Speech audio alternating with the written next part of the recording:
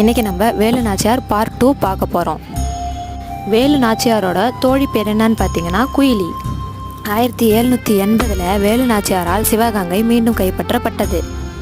1780 மருது சகோதரர்களோட உதவியால் சிவகங்கை அரசியாக முடிசூட்டி கொண்டார் வேலு நாச்சியார்.